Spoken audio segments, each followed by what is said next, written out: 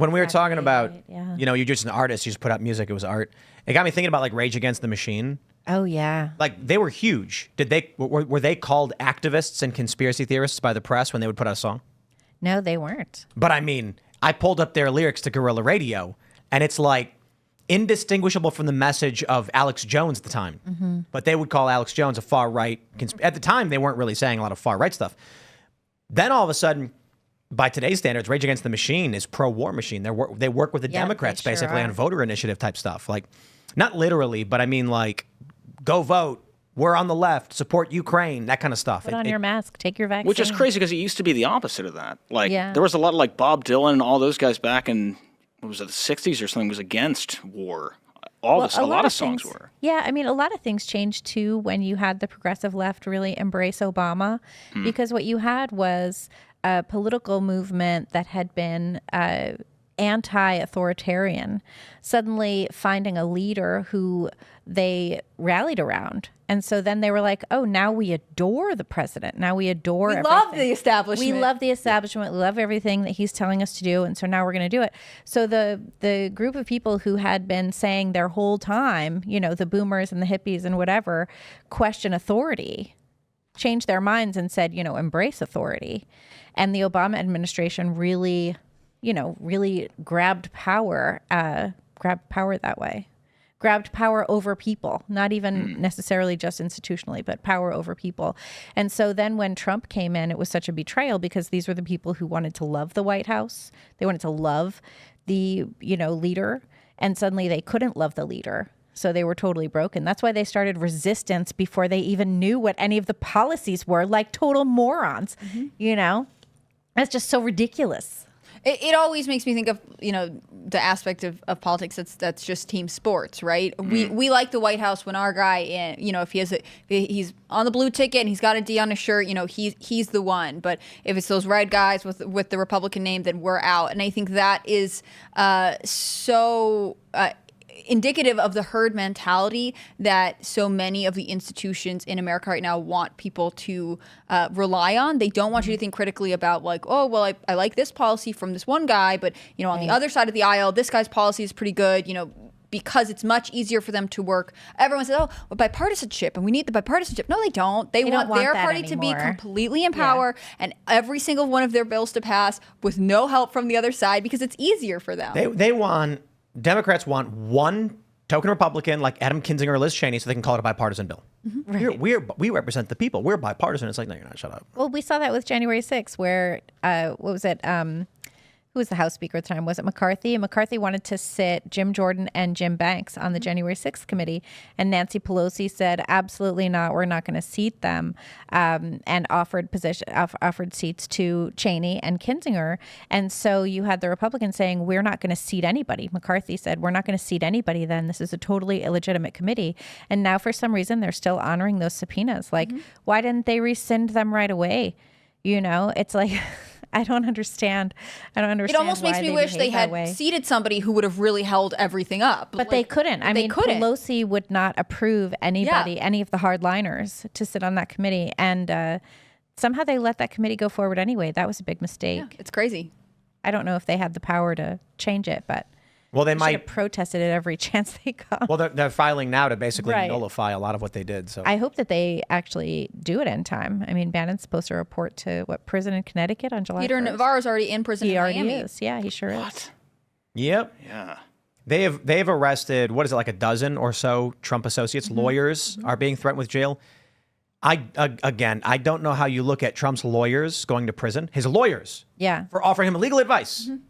I don't see how you look at that and you think like this ends with Trump and Biden shaking hands and calling it good game. I don't see that. But Rachel Maddow is like, hey, they're going to do this completely new thing that we definitely don't do, and they're going to lock us up.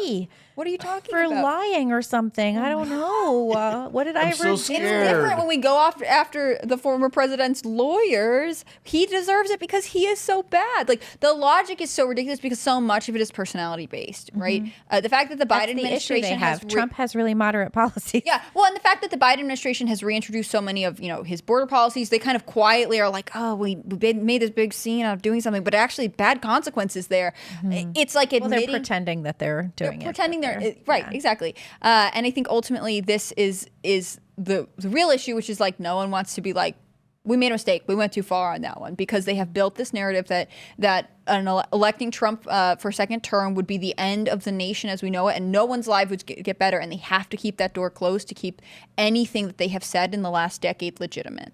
Right. And it's not legitimate. I mean, again, this is the same party that says like, well, it's, you see every statement from Joe Biden right now. It's like, well, it's the congressional Republicans that are doing all these bad things. Listen, they think men are women. So, I mean, they are just liars. You can't look, they're liars and illogical, but we still have to deal with them because they're there. They think like, 12-year-old girls should be able to get abortions without telling anybody about it, or, without telling their parents. They think illegal immigrants should just be able to hang out in the country until their court date, when they won't be able to find them or deport them anyway. I thought they gave them phones, though, so they could get hold of them. Yeah, but what's been going on is people are ditching these phones so that they can't be tracked. No way.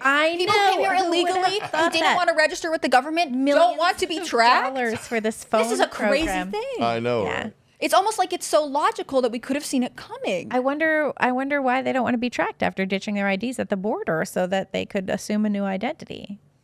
Well, they're really scared. They don't know what to do. Yeah. Well, they just want Buffalo Wild Wings. Right? Who doesn't, That's it. frankly? That's what it Who comes doesn't? down to. That's an actual quote from an illegal immigrant who came to the United States, interviewed by LA Times.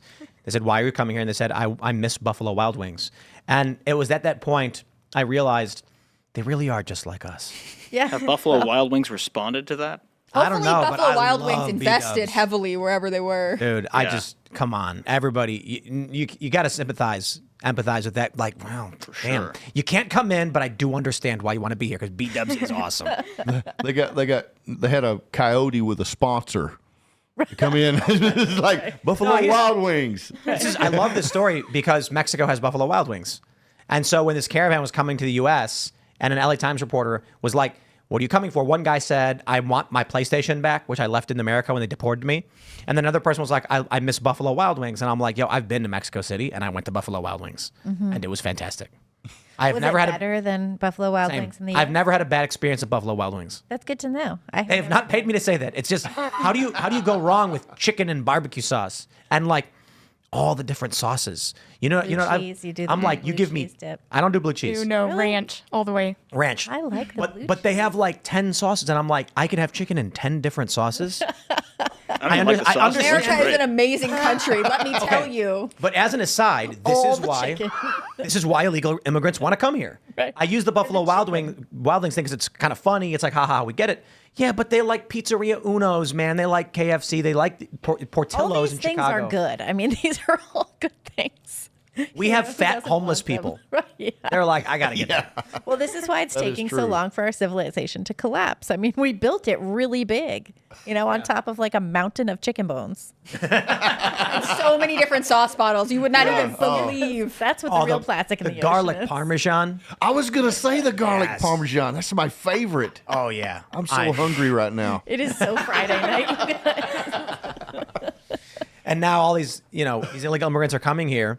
The reality of it is we're laughing and joking, but I really do think that hits at the heart of why America is awesome. Variety, options, low cost. Oh, sure. We have so many great things. A Chinese food restaurant, every street corner, a Starbucks. You wake up, you get coffee for lunch, you get General Tso's chicken, and for dinner you get Thai food or you get Indian food. It's just all here. Well, that's a funny thing about when you're hanging out with your friends and you're trying to figure out what you're going to eat. You don't say like, oh, do you want to go to this restaurant or that? You say like, do you want Indian, Chinese, Korean? Do you want soul food? Korean barbecue. So good. Oh man. I always want Mexican food. So it's Me like, too. oh. Yeah, those chips and queso. I make the Oh, best yeah. tacos right We have now. Salvadorian restaurants where we are right now. Really? Yeah, and it's That's cool. awesome because Oh, yeah. a you lot. know It's a that lot of El- arepas instead of tortillas. A lot of people, a lot of Salvadorans in the U.S. are going back to El Salvador. Yep. Because I met things are one. going Great. really well. I love to hear it. I met a guy. And it's like reverse brain drain, which I think is great. I mean, I would love to see South America really, Right. This is what I have think a about whole bunch of asylum all Buffalo the time. Wild Wings. If asylum was really like, hey, your country's going through a rough time, and eventually, in 2 years we could relocate you back. You need to stay safe now. I would maybe possibly consider being open to it. But the way asylum works right now is like, let's bring in a lot of people under asylum who are just staying here, who are not actually qualified for asylum. not qualified that's for the asylum. thing that immigration attorneys will tell you is once they get to the court date, it turns out that those who actually end up in court are not qualified. And also, everything remains chaotic abroad, and then we were like, we gotta be involved there, and probably send them some money, and maybe we should send some secret troops there, and it's just, at what point are we saying Don't we this have system guys is in not Ukraine working now, basically?